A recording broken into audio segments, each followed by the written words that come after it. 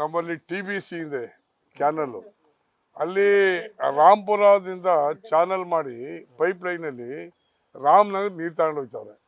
ನಮಗೆ ಕೊಟ್ಟಿರೋದು 24 TMC. ಈ ಚಾನಲ್ನಲ್ಲಿ ಹೋದರೆ ಸುಮಾರು 11 TMC ನೀರು ರಾಮನಗರಕ್ಕೆ ಹೋಗುತ್ತೆ, ಮಾಗಡಿ ರಾಮನಗರ. ಹಾಗಾಗಿ ಅವರು 24ನ 35 ಮಾಡ್ಕೊಂಡು ತಗೊಂಡೋಗ್ಲಿ, 24 ತಗೊಂಡೋಗೋದು ನಮ್ಮ ಜಿಲ್ಲೆಗೆ ಕುಡಿಯೋ ನೀರು ಸಮಸ್ಯೆ ಆಗುತ್ತೆ, ಅನ್ಯಾಯ ಆಗಿದೆ. ಅದನ್ನು ಪ್ರತಿಭಟನೆ ಮಾಡಿ ನಿಲ್ಲಿಸಬೇಕು ಅಂತ ತೀರ್ಮಾನ ಮಾಡಿದ್ವಿ. ನಮ್ಮ ಜಿಲ್ಲಾ ಮಿನಿಸ್ಟರ್ ಇದ್ದಾರೆ ಪರಮೇಶ್ ಸಾಹೇಬ್ರ ಅಧ್ಯಕ್ಷತೆಯಲ್ಲಿ ನಾವು ಒಂದು ರೆಸಲ್ಯೂಷನ್ ಮಾಡಿದ್ವಿ KDP ಮೀಟಿಂಗ್ನಲ್ಲಿ ಸ್ಟಾಪ್ ಮಾಡಿದ್ದ. ಈ ಸರ್ಕಾರ KDP ಮೀಟಿಂಗ್ ರೆಸಲ್ಯೂಷನ್ಗೂ ಕಿಮ್ಮತ್ತು ಕೊಟ್ಟಿಲ್ಲ, ಕೆಲಸ ಶುರು ಮಾಡಿದ್ದಾರೆ. ನಮ್ಮ ಸೋಡ್ ಶಿವಣ್ಣ ಮಾಜಿ ಸಚಿವರ ಅಧ್ಯಕ್ಷತೆಯಲ್ಲಿ ಹೋರಾಟನ ನಾವು ಹಮ್ಮಿಕೊಂಡಿದ್ದೀವಿ.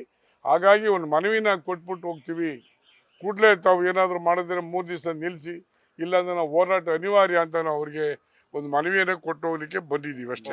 ನಾವೇ ಅದನ್ನು ಮುಚ್ಚಿಬಿಟ್ಟಿರ್ತೀವಿ.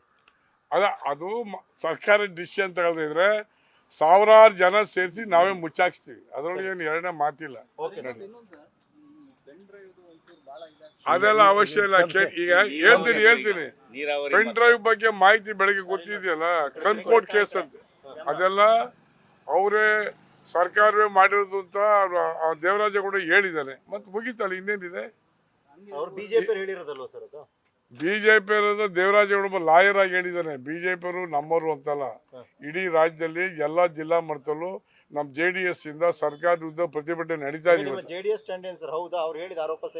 ಸರಿ ಇಲ್ಲ, ಸರಿ ಇಲ್ಲ, ಸರ್ಕಾರದವರೇ ಮಾಡಿರೋದು. DK ಶಿವಕುಮಾರ್ ಅಂತ ನೇರು ಹೇಳಕ್ಕಲ್ಲ, ಸರ್ಕಾರ, ಗವರ್ಮೆಂಟ್ ಇನ್ಕ್ಲೂಡಿಂಗ್ CM ಸೇರಿ.